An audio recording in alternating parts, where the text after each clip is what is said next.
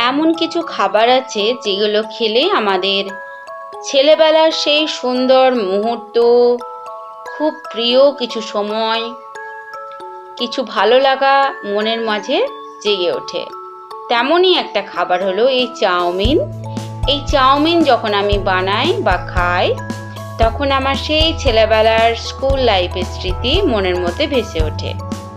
আমরা 4 বান্ধবী, তার মধ্যে একজন এরকম চাউমিন বানিয়ে স্কুলে নিয়ে যেত টিফিনের সময়। তার মা খুব সুন্দরভাবে চাউমিন বানিয়ে দিত, আর সেই ঠান্ডা আলু আর বাদাম দেওয়া নিরামিষ চাউমিন যেন আমার কাছে অমৃত লাগতো। আমাদের কালে তো এরকম ফাস্টফুডের চল ছিল না, তখন চাউমিনটাই বেশি জনপ্রিয় ছিল। তো বন্ধুরা, আমি মিনতি পাল আজ আবার নিয়ে চলে এসেছি খুব মজাদার একটা রেসিপি, চাউমিন।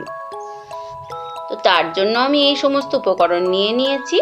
আর চাউমিনটা সামান্য পরিমাণ সাদা তেল দিয়ে কয়েক ফোঁটা মাত্র জলে দিয়ে সামান্য পরিমাণ লবণ দিয়ে আমি এইভাবে সিদ্ধ করে জল থেকে ভালো করে তুলে ঠান্ডা জলের মধ্যে ভিজিয়ে রেখেছি। আর কড়াতে কিছুটা সাদা তেল দিয়ে একটা শুকনো লঙ্কাকে নিজেই হাতে কুটি কুটি করে কেটে চিলি ফ্লেক্স বানিয়ে নিলাম। ওর মধ্যে ফোড়ন দিয়ে কয়েক কোয়া রসুনকে একটু সরু সরু করে কেটে ভেজে নেওয়ার পর পেঁয়াজ কুচিটা দিয়ে ভেজে নিচ্ছি। পেঁয়াজটা হালকা ভাজা হয়ে গেলে দিয়ে দেবো আদার কুচিগুলো। আদাটাও আমি ছোট ছোট করে টুকরো করে কেটে নিয়েছি। কয়েকটা কাঁচা লঙ্কা কুচিও দিয়ে দিলাম। জানি না মান্তুর মা চাউমিনটা কিভাবে বানাতো, কিন্তু আমি নিজে চেষ্টা করছি যাতে ওইভাবে বা ওই রকম স্বাদওয়ালা চাউমিন আমি বানাতে পারি।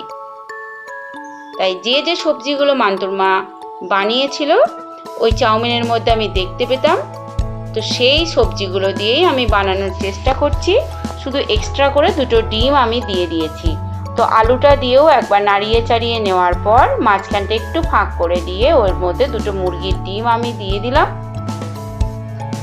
দিয়ে আবারও ভালোভাবে নাড়িয়ে চাড়িয়ে মিশিয়ে নিচ্ছি।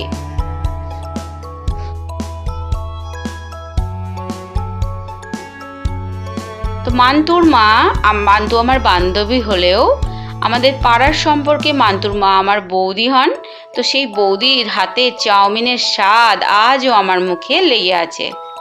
অসাধারণ চাউমিন বানাতেন, আর সেই চাউমিন খেয়ে এতই মুগ্ধ হয়েছি যে এত বছর পরও সেই স্বাদ আমি এখনো ভুলতে পারিনি, আর সারা জীবনে ভুলতে পারবো বলে মনেও হয় না। তাই নিজেই চেষ্টা করছি সেই স্বাদওয়ালা চাউমিন কিভাবে খেতে পারি। তো জল থেকে তুলে নিয়ে এবার আমি ঠান্ডা চাউমিনগুলো একটা প্লাস্টিকের ঝাঁঝরির মধ্যে জল ঝরার জন্য দিয়ে দিচ্ছি।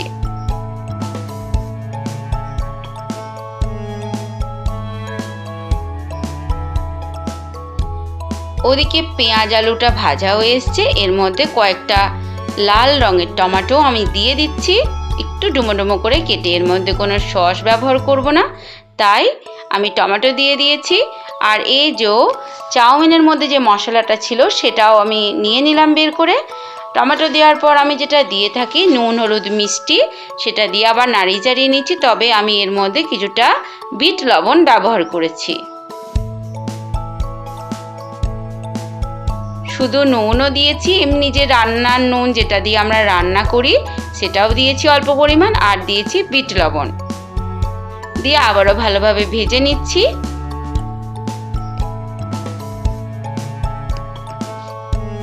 আর চাউমিনের প্যাকেটের মধ্যে যে মশলাটা দেওয়া থাকে সেটা একটা বাটির মধ্যে আমি ঢেলে নিয়েছি। সেই মশলাটাও আমি এই পর্যায়ে অ্যাড করে দিলাম, দিয়ে আবারও ভালোভাবে নাড়িয়ে চাড়িয়ে নিচ্ছি।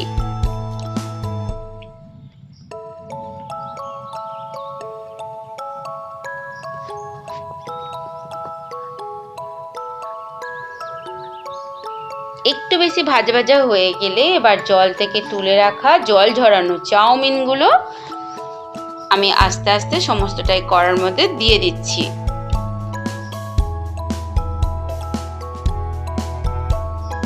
এবার আমি সুন্দর করে আস্তে আস্তে পুরোটা সব মিশিয়ে নেব।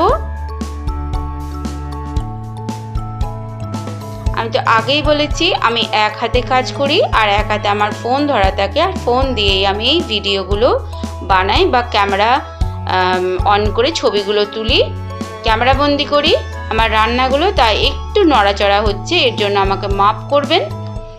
তো এক মুঠো চানাচুর আমি দিয়ে দিয়েছি, যেহেতু আমার কাছে আলাদা করে বাদাম ছিল না, তাই চানাচুরের বাদামগুলো একটু বেচে আমি দিয়ে দিলাম।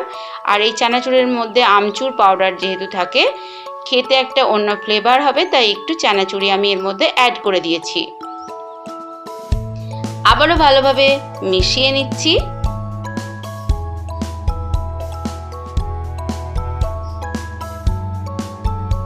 তো আমার হয়ে গেছে, আমি এবার একটা প্লেটের মধ্যে এটাকে উঠিয়ে নিচ্ছি। তো উঠিয়ে নিয়েছি, এবার আমি এটাকে একটুখানি গার্নিশ করে নেব।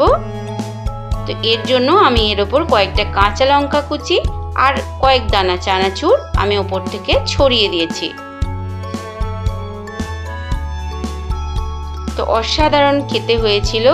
আর এটা যখন খাচ্ছিলাম, সেই ছেলেবেলার স্বাদ, সেই ছেলেবেলার সুন্দর মুহূর্ত যেন আমার মনের মধ্যে সবটা ভেসে উঠছিল।